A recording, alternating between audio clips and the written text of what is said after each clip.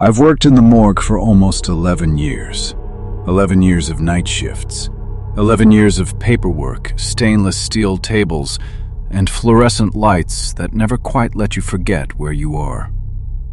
People think it's a disturbing job. It's not. It's quiet, predictable, structured. The dead don't argue. They don't lie. They don't change their stories. They just stay where you leave them. At least, they used to. My name is Daniel Harper. I'm 37. I started working here after finishing my forensic pathology training. I wasn't the top of my class, but I was consistent, careful, detail-oriented. That's what matters in a place like this. Mistakes follow you. My routine has barely changed in over a decade. Bodies come in, I log them, photograph, document distinguishing features, tag personal effects, preliminary external exam, then storage until autopsy or transfer. Simple. Most cases are straightforward. Cardiac arrest, overdose, accidents, sometimes violence. But even violent deaths make sense. There's a cause, there's a reason, there's something you can point to. 3 months ago, we received a body that didn't fit. Male, mid-30s, no visible trauma, no blood, no obvious cause of death. He was found in his apartment, sitting upright in a chair. That was the first strange thing. People who die suddenly don't usually stay sitting upright. But there were no signs of struggle, no forced entry, no broken furniture, just him, sitting. When he arrived, I processed him like any other case. Tag, unknown male number 47-21. No ID on file at intake. No immediate next of kin. His skin was pale but not discolored. No bruising, no needle marks, no petechiae in the eyes. His expression was neutral, not pain, not fear, just blank. That bothered me more than I expected. We couldn't determine the cause of death during the initial exam. That happens sometimes. Toxicology can take days. Internal pathology can reveal what the outside hides. So we kept him in cold storage. Drawer 3, bottom row, left side. I remember that clearly. The first night, nothing unusual happened. The second night was normal too. By the third night, I was alone. Night shifts rotate, but staffing has been short lately. Budget cuts, you know how it goes. It was around 2:17 a.m. I remember the time because I checked the clock often during night shifts. Not out of fear, just habit. The refrigeration units hum constantly. You learn to measure time by sound. I had stepped into the break room for coffee, gone maybe 3 minutes. When I came back into the storage room, something felt off. Not dramatic, just a subtle wrongness. I walked past the drawers, 1, 2, then I stopped at 3. The drawer wasn't fully closed, maybe half an inch open. I frowned. I always push them shut completely. Always. Did I forget? I muttered to myself. I pulled it open. The body was still there. Same sheet, same tag. But his right arm had moved. When I processed him, his arms were crossed loosely over his abdomen. Now his right arm hung slightly off the table. Not dangling, just shifted, like gravity had slowly pulled it. I stood there for a long moment. Then I checked my notes. Arms folded across torso. That's what I wrote. Muscle relaxation, I told myself. Post-mortem changes, temperature shifts, movement happens. It's rare, but not impossible. I repositioned the arm, folded it back neatly, closed the drawer fully. I didn't tell anyone. There was nothing to tell. Bodies shift sometimes. That's what I believed. That's what I needed to believe. 2 nights later, I heard the first sound.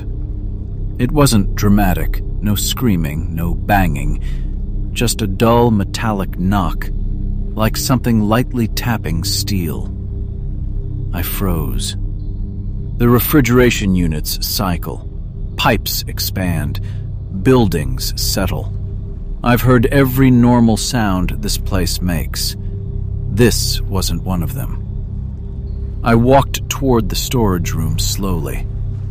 Another sound, a faint scrape, low, close. Drawer 3. I told myself not to be ridiculous. I opened it. He was exactly where I left him, arms folded, face blank. I stood there longer than I should have. Then I closed it again, and this time, I made sure it locked. The next morning, toxicology came back. Negative. No drugs, no alcohol, no poison detected. Cardiac tissue showed no infarction. Brain showed no hemorrhage. Nothing. Official report, cause of death, undetermined. That almost never happens.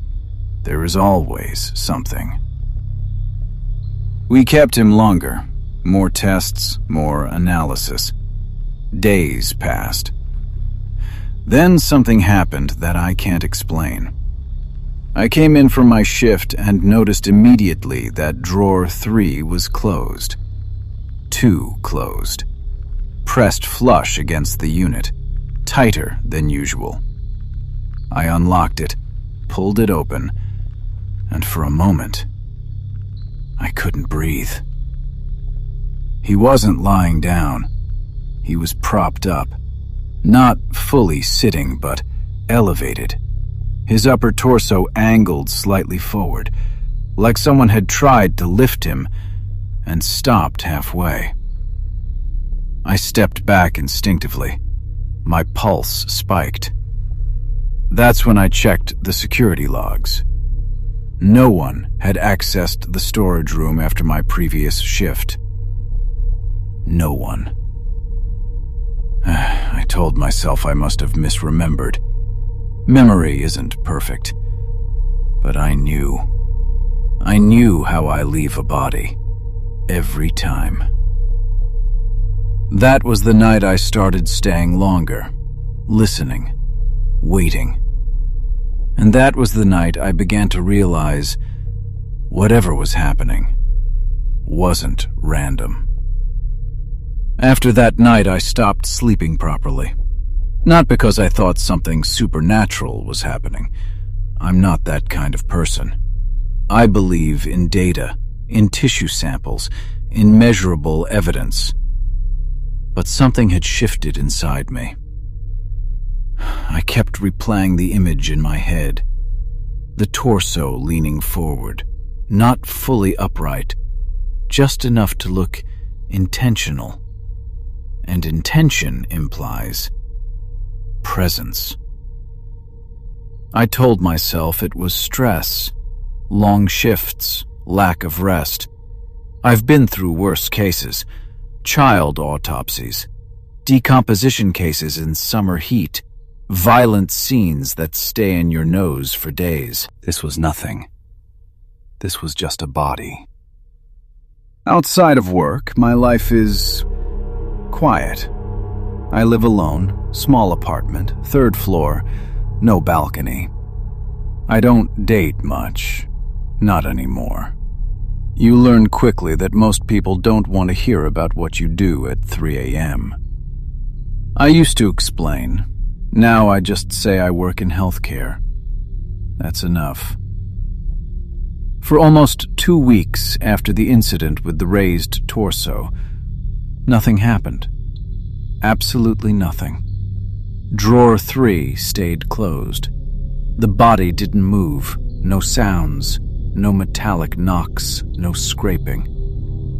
And slowly, I began to feel foolish. Maybe I had imagined it. Maybe I repositioned him and forgot. Memory is fragile, especially during night shifts. I even checked the camera footage again, frame by frame. There was no glitch, no entry, no anomaly. Just me, walking in, walking out, alone. I started to feel embarrassed about how deeply it had affected me. One night, I even laughed at myself. "You're losing it, Daniel," I muttered under my breath. I reopened drawer 3 deliberately, looked at him, studied his face. Nothing. Stillness. Complete stillness. And for the first time, I noticed something else. His fingernails. They were unusually clean. Not manicured, just clean. No dirt under them, no signs of struggle. Whoever he was, he hadn't fought. He hadn't resisted. He had simply stopped. Days passed. The official report was updated. Cause of death, undetermined natural. That classification bothered me more than it should have. Natural. There was nothing natural about dying in a chair at 35 with no explanation. Then came the first real break in the silence. It was subtle. I was finishing paperwork at 1:48 a.m. The building was quiet. Too quiet. You develop an ear for normal silence. This wasn't it. It felt held, like the air was waiting. Then I heard it, a faint dragging sound. Not metal this time, something softer, fabric on steel. My stomach tightened instantly. Not dramatic, just enough to make my pulse jump. I stood up slowly, walked toward the storage room. Every step sounded louder than it should. The fluorescent lights flickered once. Just once. I told myself that meant nothing. I unlocked the door, walked to drawer 3. It was closed, perfectly aligned. I stared at it for maybe 10 seconds before opening it. Slowly. Very slowly. The sheet had shifted, just slightly. And his head was turned. Not fully, just angled a few degrees toward the left side of the drawer, toward the opening, toward me. I froze. I know how I position heads. Straight. Always straight. The sheet had a faint crease near his shoulder, like it had been adjusted. No, I whispered to myself. No, that's not possible.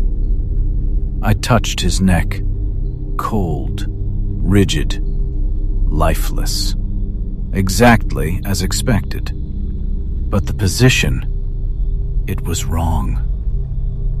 That night, for the first time in 11 years, I considered requesting a transfer. Not because I thought he was alive, but because something was wrong, and I couldn't identify what. And not knowing is worse than knowing. But again, it stopped. 3 more weeks, nothing.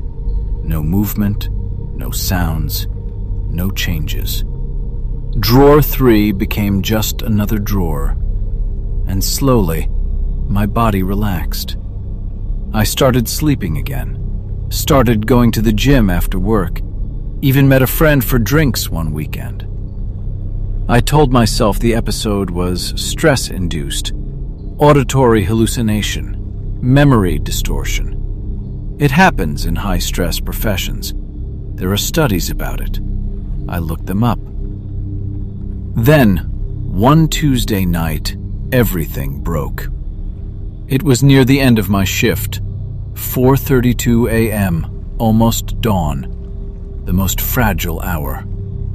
That's when I noticed something immediately. The tag was missing. Drawer 3's external tag slot was empty. My breath caught in my throat. I stepped closer. The drawer was slightly open, not even half an inch, just enough to be wrong.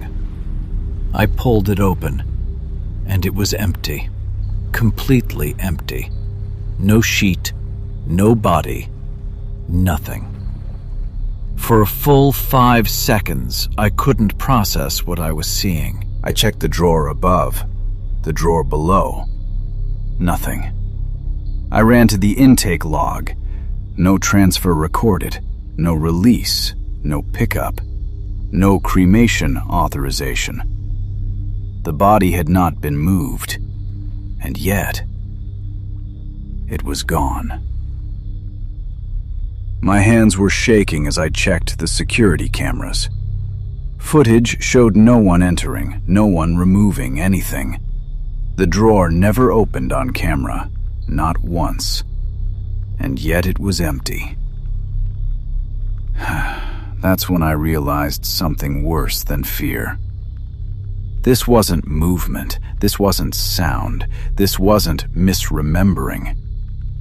This was absence. And absence leaves no explanation to hide behind. I reported it. Protocol required it.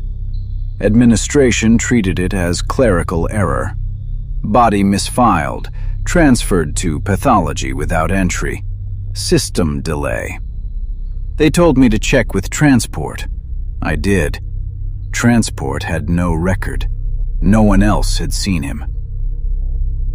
2 days later, they brought him back. Same body, same face, same pale skin, same neutral expression. Delivered from temporary off-site examination. There was no such examination. I asked. No one could tell me who authorized it. I stared at him as they placed him back on the steel table. That's when I noticed it. A small black line on his wrist. A tattoo. Minimalist. 3 vertical lines. I was certain that tattoo hadn't been there before. And that's when the real fear began.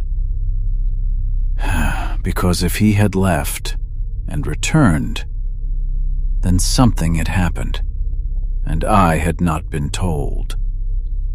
They placed him back into drawer 3 like nothing had happened, like this was routine. Like bodies don't disappear for 48 hours and then quietly return. I stood there longer than I should have, watching, waiting, half expecting him to move. He didn't. Of course he didn't. I told myself to stay rational. There had to be paperwork. There had to be an explanation. There always is.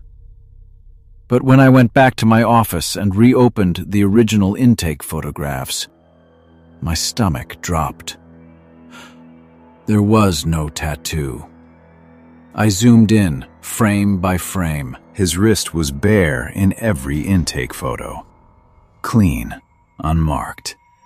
Now, 3 vertical black lines, minimal, precise, fresh ink, not faded, not old. Fresh. My throat tightened. I compared timestamps. The photos were taken the night he arrived. There was no doubt. The tattoo was new. I leaned back in my chair and covered my mouth. Okay, I whispered to myself. Okay. Think. Maybe it was there and I missed it. Maybe lighting hid it. Maybe I overlooked it. But I don't overlook details. That's my job. That's who I am. For the next hour, I couldn't focus on anything else.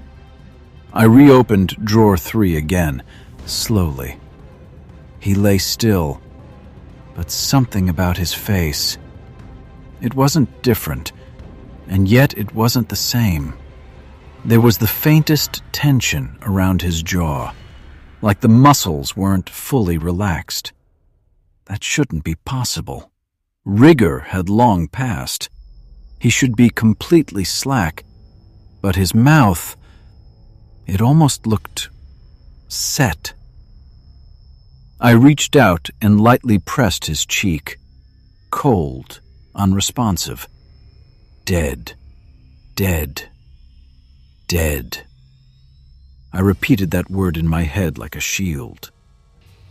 That night, I didn't leave at the end of my shift. I stayed. Lights off in the hallway. Only the soft hum of refrigeration units. I sat at my desk and stared at the live feed from the storage room camera. Hour after hour. Nothing happened.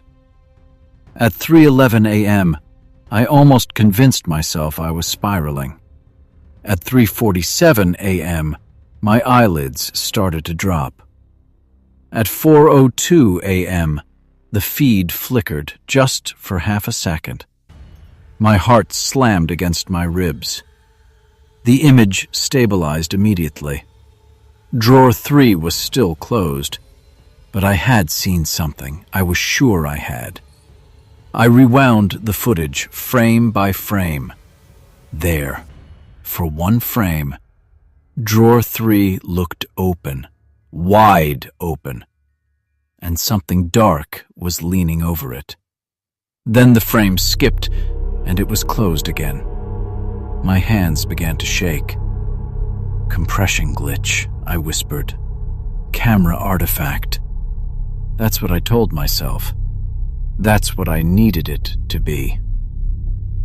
The next few days were wrong. Not dramatic, not obvious, just wrong.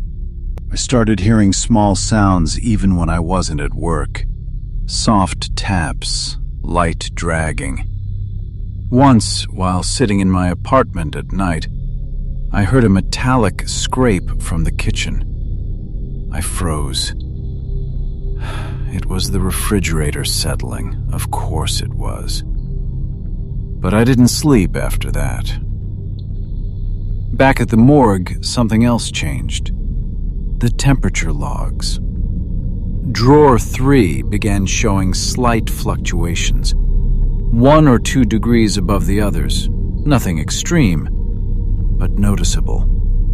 Maintenance said the sensor was faulty. They replaced it. The new one showed the same fluctuation, always slightly warmer. Not enough to decompose, just enough to feel wrong. One evening, I stayed late again. Everyone else had left. The building felt hollow. I walked into the storage room without turning on the main lights. Only the emergency strip along the floor glowed faintly. I stood in front of drawer 3, and for the first time, I hesitated. I didn't want to open it. That realization scared me more than anything else. I have opened thousands of drawers. This one, I was afraid of. Slowly, I pulled it out. He was closer. Not physically, but the sheet had slipped lower, exposing more of his chest. His right hand rested differently, palm slightly open, as if it had relaxed, as if it had moved. I swallowed, and that's when I saw it. His fingers were slightly curled, not stiff, not fixed, curled, like someone who had just loosened their grip. My breathing became shallow. No, no, no, no. I reached forward and straightened his fingers. They resisted, not rigid, but resistant, as if there was tension beneath the skin. When I finished adjusting them, I stepped back, and for a brief second, I thought I saw his chest rise. Just once, barely. I stumbled backward, nearly hitting the opposite wall. I stared, waiting, watching. Nothing. No movement. No breath. Silence. I left the storage room and locked it behind me. I didn't check cameras. I didn't review log. I went straight to my office and sat down. My hands were shaking uncontrollably now. I pressed my palms against the desk until it hurt. Pain grounds you. Pain proves you're real. The next morning, I did something I shouldn't have done. I searched public records. Using the intake case number, I traced the apartment where he was found. I found the address, and I drove there after my shift. I don't know why. Curiosity, obsession, fear. Maybe all three. The building was old, 4 stories, narrow hallways. I stood outside his apartment door for a long time. The landlord told me something strange. He wasn't alone, she said. My stomach tightened. What do you mean? He was talking to someone, she replied. Almost every night. We thought he had a guest. Did anyone see the guest? She shook her head. No, but we heard 2 voices. 2 voices. I drove back to the morgue with my heart pounding in my ears. That night, I opened drawer 3 one more time, and this time, he was gone again. No glitch, no paperwork, no explanation. Just an empty steel tray. And this time, the security footage showed the drawer opening by itself. The footage showed the drawer opening, not wide, not violently, just sliding out slowly on its own. No one in the room, no shadow, no visible force, just steel moving against steel. And then the frame glitched for almost 3 full seconds. When the image returned, the drawer was empty. I replayed it more times than I can admit, zoomed in, adjusted contrast. There was nothing there, nothing visible, but the drawer had opened, and the body had vanished. This time, I didn't report it. I couldn't. If I did, they'd pull me off rotation, psych evaluation, mandatory leave. I've seen it happen to others, and I wasn't ready to admit that maybe something was wrong with me. Instead, I locked the storage room, manually, key only, no badge access, no shared authorization, just me. If he came back, he wouldn't get inside. That's what I told myself. 3 nights passed. No body returned. No strange logs. No temperature fluctuations. It almost felt peaceful, which terrified me more, because peace meant waiting. And I was beginning to understand something I didn't want to. He wasn't moving randomly. He wasn't glitching in and out of existence. He was appearing when I was there, when I was watching. when I was near. On the fourth night, I stayed late again, not out of duty, out of obsession. The building elevator is old, small, narrow, slow.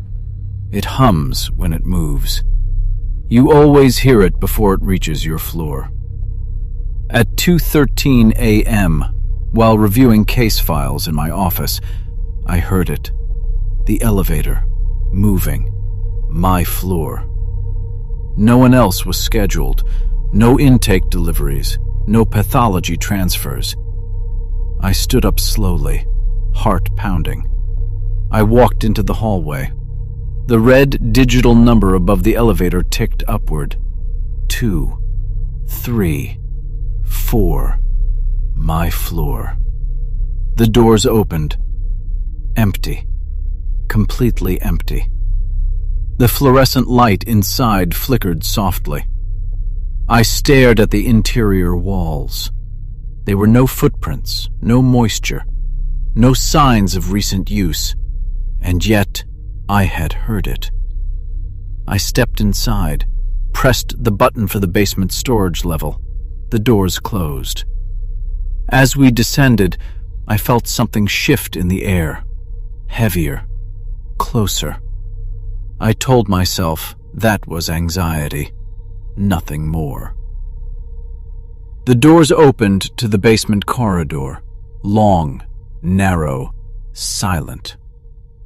The storage room was at the end, still locked, still secured. I unlocked it, lights on, all drawers closed, except one, drawer 3, half open. I stopped breathing.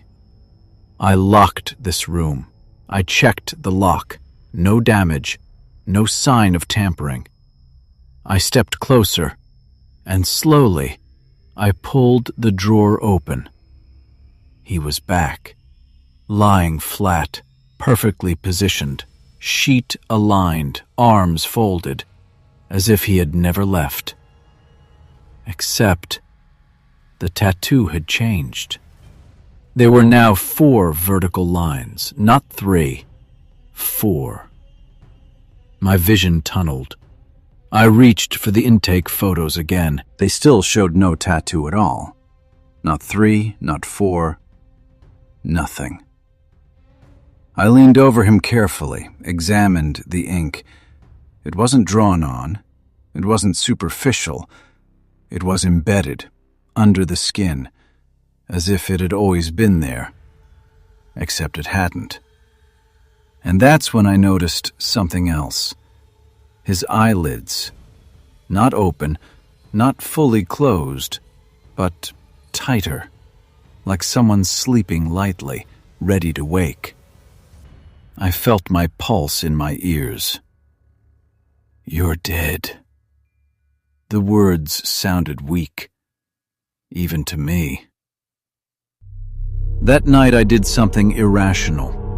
I spoke to him, not loudly, just enough for my own sanity.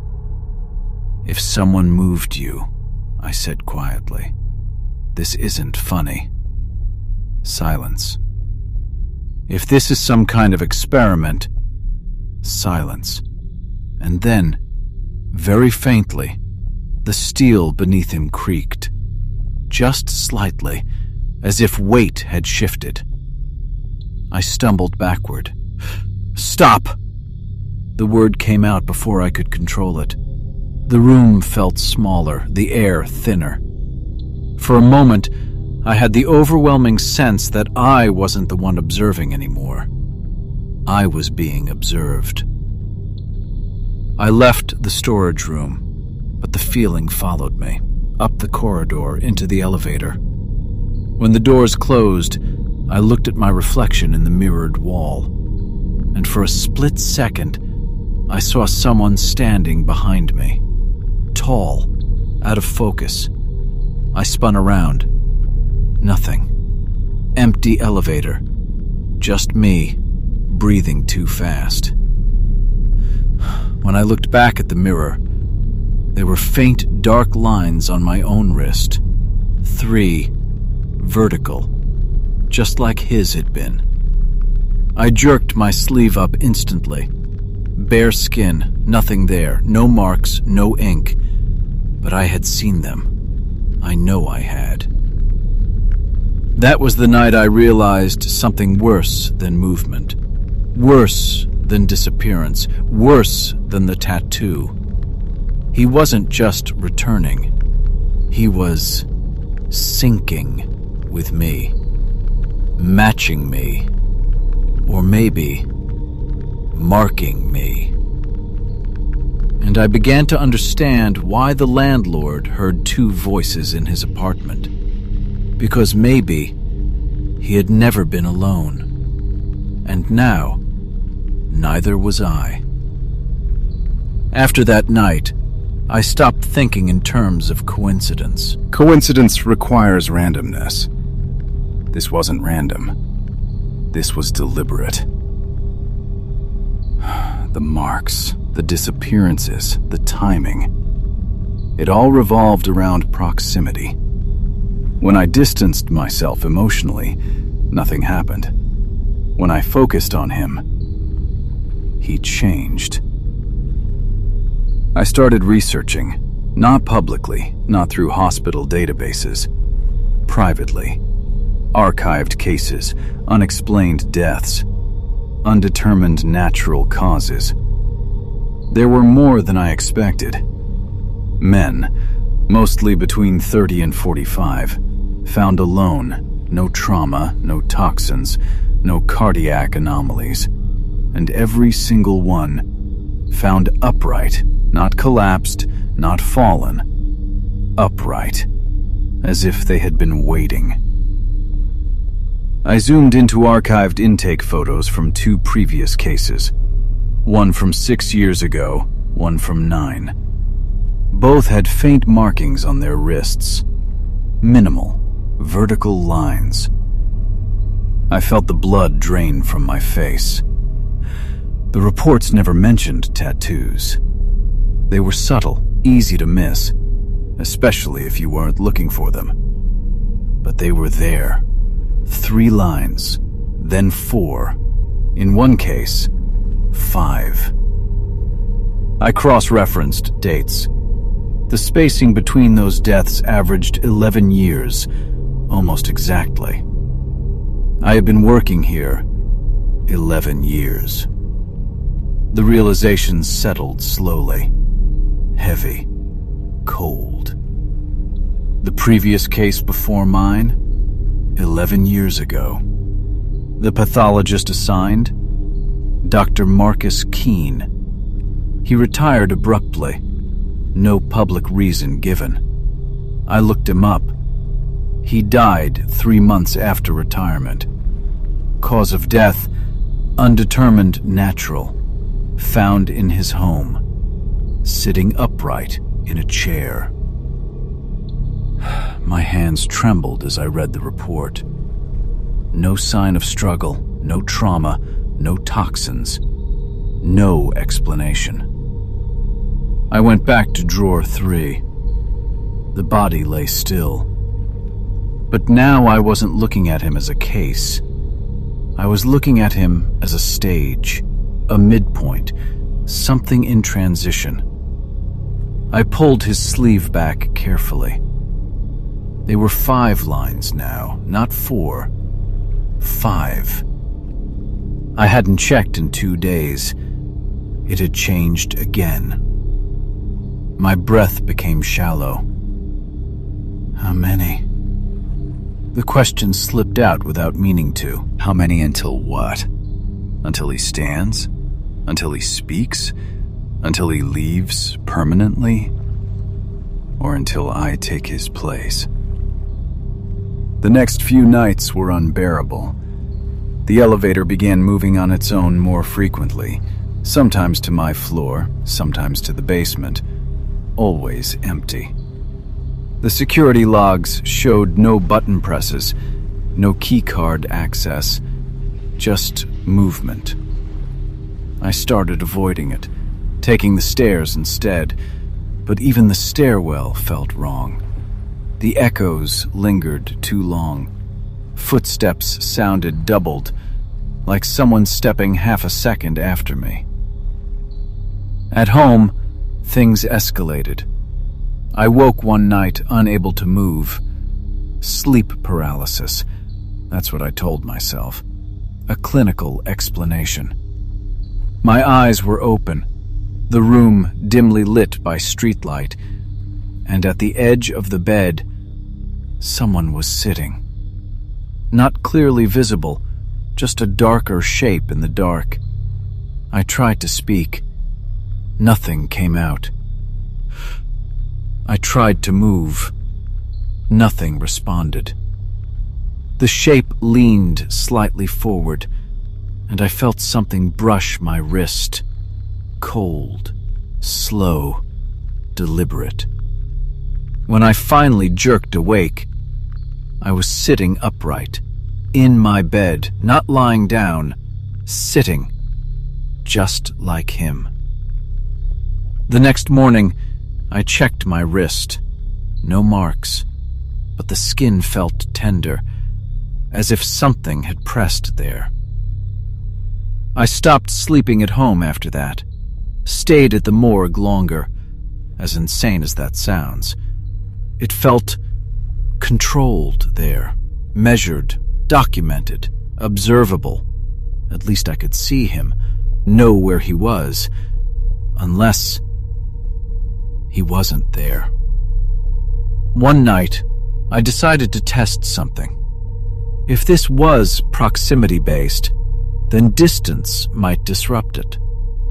I took a week off, official leave, drove 3 hours away to a coastal town. No hospital, no morgue, no reminders. For 5 days, nothing happened. No sounds, no dreams, no elevator echoes. I almost convinced myself I was healing.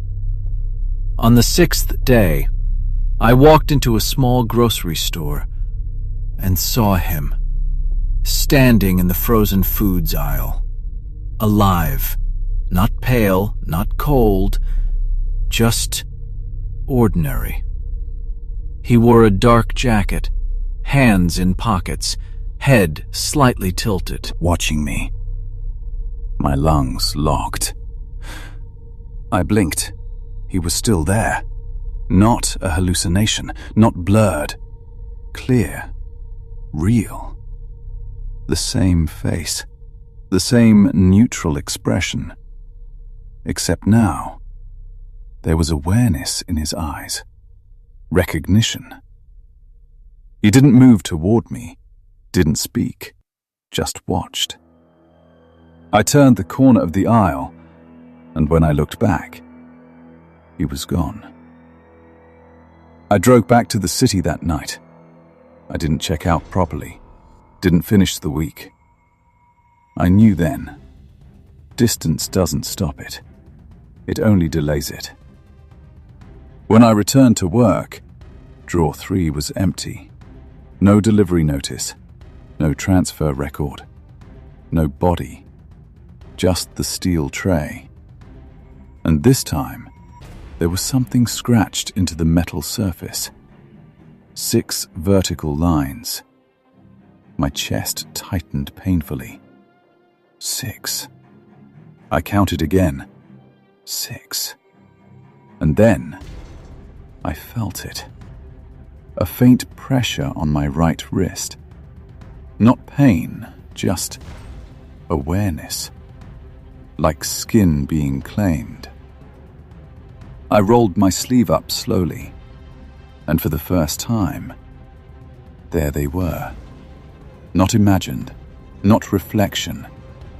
6 faint vertical lines under my skin.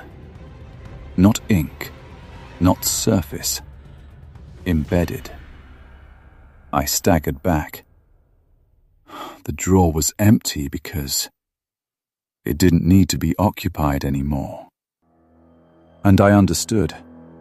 This wasn't about him. It was about succession. A transfer.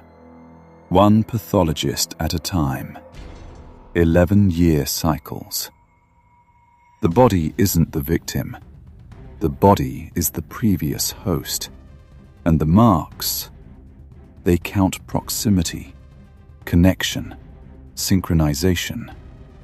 When the lines match, the transition completes. The elevator dinged right behind me. I hadn't cooled it. Slowly, very slowly, I turned. The doors were open, empty, waiting. I realized it too late. The body disappeared during the night. No noise, no forced doors, no camera footage. No one entered. I checked the recordings 3 times. Empty hallway, locked doors, nothing. And drawer 3, empty. I should have reported it immediately, but I didn't. Because if I did, I would be the first suspect. Unexplained death. I was on shift. I stayed late. I was the one who said it moved. Who would believe me? No one. So I decided to wait until morning. Locked up, went home, didn't sleep.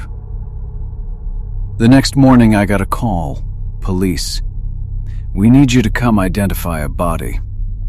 Back at the morgue? I asked. No. Across the street. When I arrived, I saw him, lying in the courtyard, barefoot, same shirt, face calm. It was him, the same man, the same tattoo, the same scar beneath his ear. But this time, there were no incision marks, no autopsy lines, no stitches, like no one had ever opened him, like he had simply gotten up and walked out.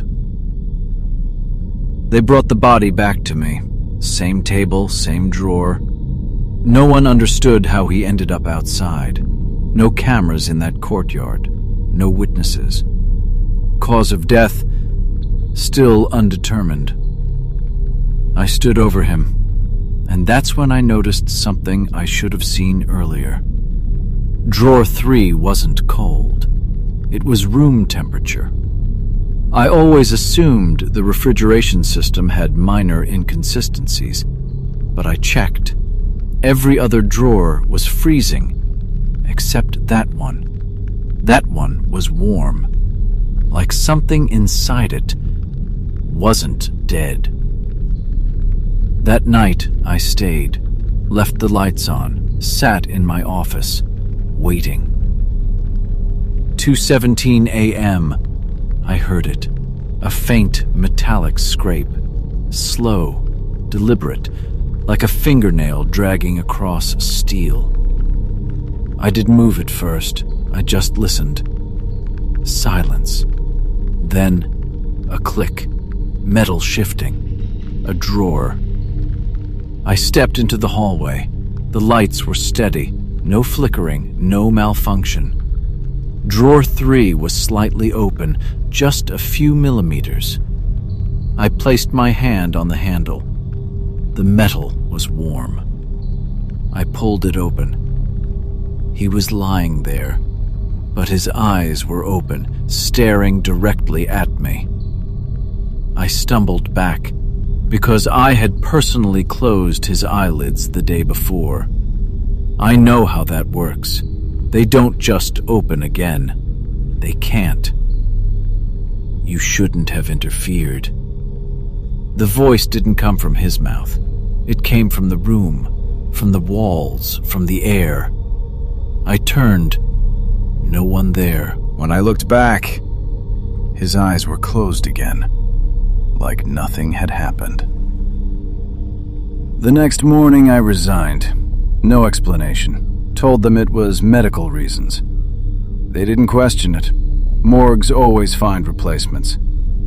I packed my things, got into the elevator, pressed lobby. It stopped at the 2nd floor. I hadn't pressed it. The doors opened, empty corridor, and then footsteps. Slow, heavy, familiar. I didn't step out.